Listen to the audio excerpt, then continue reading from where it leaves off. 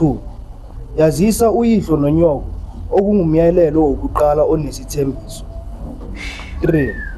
Ukuze kube kuhle kuwe uhlale kahle emhlabeni. 4.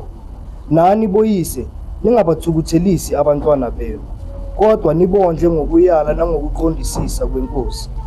Amen. Hallelujah.